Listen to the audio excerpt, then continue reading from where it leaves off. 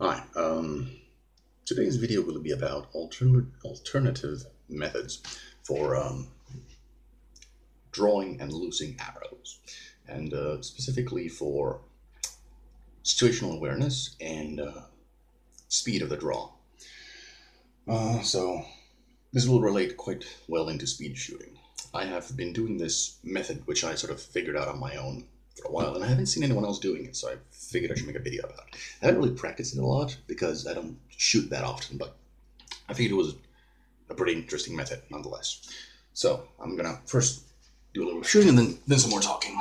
Actually, I'm not gonna shoot because I'm indoors.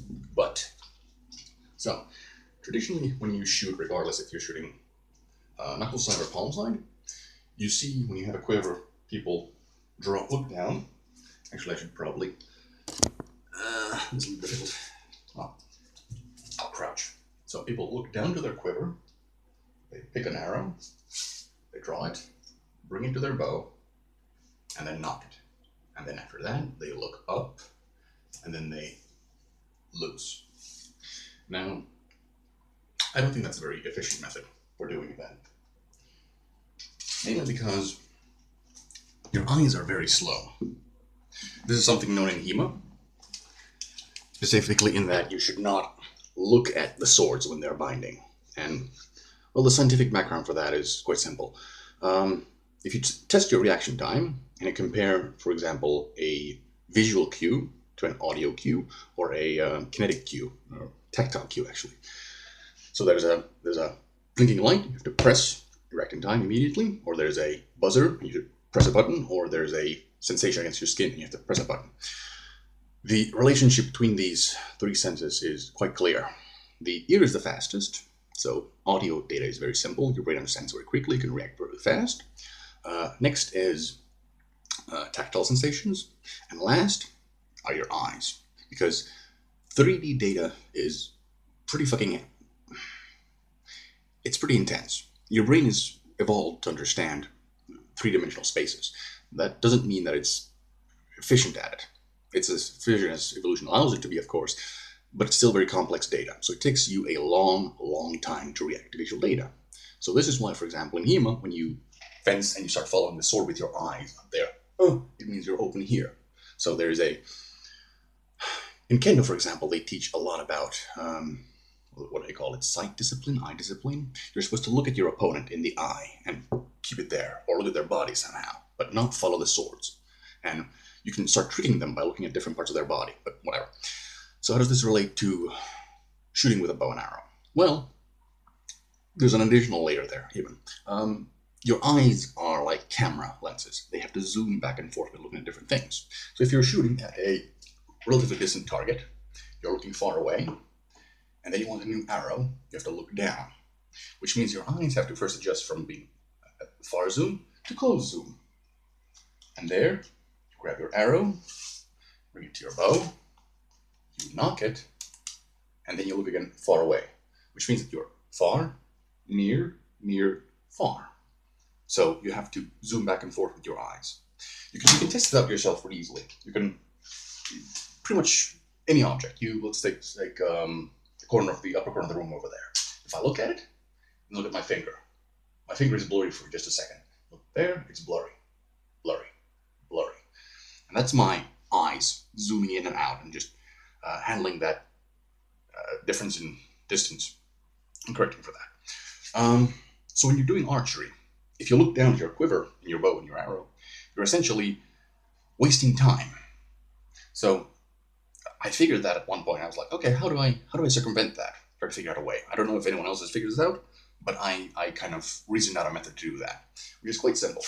You have your bow, arrow actually, sorry, and you have usually a nock on it. So you can, and the nock also comes, the back of the bow comes with the nock and the fletchings. And usually you have 3 veins, and the veins are proportioned or placed in a certain way in relation to the nock. This means that when you string the arrow, let's say on the palm side this time, it means when I nock it on the string, the red vein comes outside. That means that it's not going on the inside. These 2 arrows slide off against here and fly. Let's see if I can actually show that.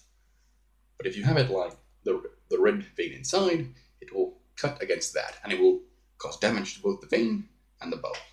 A little bit less of the bow, but still damage. So that is something you want to avoid, which is why usually you look down, you nock, you look away, and you shoot. Well, that's inefficient in my opinion. So what did I figure out? Well, quite simply, you can't really use your ears to find the nock, but you can use your tactile senses. You have fingers, which are very, very sensitive. So what do you do with them? Well, when you have the arrow, you find the nock with your fingers like this. You feel it. Oh, here it is. And then you bring it down, and you find, oh, here are the two side veins, meaning the red vein is here, which now tells you which way the arrow is. And this allows you to completely skip the step where you look down, which I will now demonstrate. I will not be shooting here. I could do some outside shooting sometime. I'm not really a speed shooter. I don't really care about that. But I'll show you how it works. Let's put something on my head so I can't see actually either. Here's a shirt. So I put it on my head, like so. I can't really see. And then I have my bow. Hopefully you can see something. I'm going to show you palm side. So, red vein.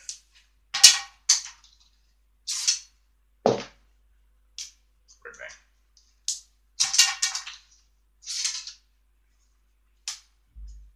Red vein.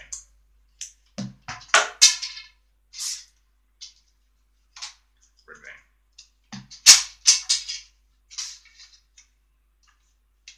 Red vein. So as you can see, I don't have to look at my arrows to see how they are on my bow. So it allows me, crouch again, allows me to keep looking around, see what's going on, giving me situational awareness, and removes the step where I have to look down and look up. So while I don't have to zoom, I can maintain, okay, he's coming this way, okay, pow, shoot. That way, okay, someone's coming. Okay, I fucked up that one. Red vein. So basically, this method allows me to keep looking around and shoot quickly. And I've been doing it on the palm side here because it's faster. You can do it on the knuckle side as well.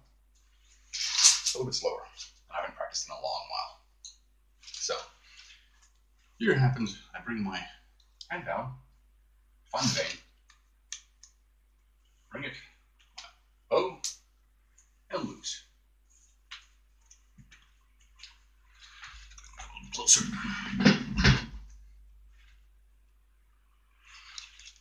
So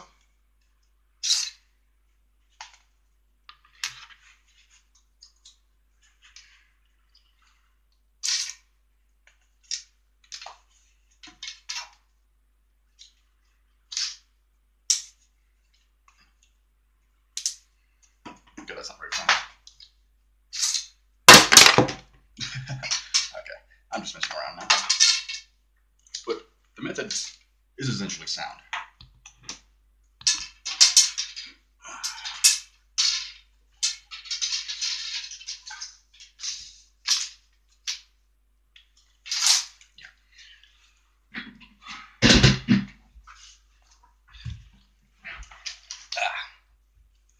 Yeah, that was whatever. You can do it on both sides. You can do it on the palm side and the knuckle side. And just to show it real close again, I find the nock, which way the nock is aligned. And I just bring my fingers down, and I find the two yellow veins, which means the third one must be on this side. So if I want to shoot on the thumb side, I just put it between my fingers, have it like so. So I bring it against a string. I can just pull it and it's there. This one is pretty easy and fast, but I like it. So if I shoot thumb side with a thumb drill, I usually do it like that because it's very fast, it's very quick. Usually when I shoot Mediterranean, I don't really mess around with that because if I'm shooting Mediterranean, I'm trying to shoot, more accurately. So I just allow myself to look down. Usually also because I want to have a little bit of a higher nock point. so I'm not cutting the back of my hand. But yeah, and the fun thing about this also is that if you have an arrow like, say, this, which broke at one point, and I re-glued the knock, I didn't really look which way I put the knock. So you will find that if you just look at the red vein and put it the bow, you'll find that the knock doesn't align because I didn't, put it the right way. I just glued it there and then look at it. So if you do it the way I showed you, it'll look like this way. So the yellow one is on the other side. So if you don't look at the colors, you just do the thing, brings the red vein up, but it's still the right way on the bow. So this way, if you have bad arrows with differing veins, you don't have to look at them. You just feel it. Now, I don't have any arrow-fletched arrows, so I don't know how those would feel.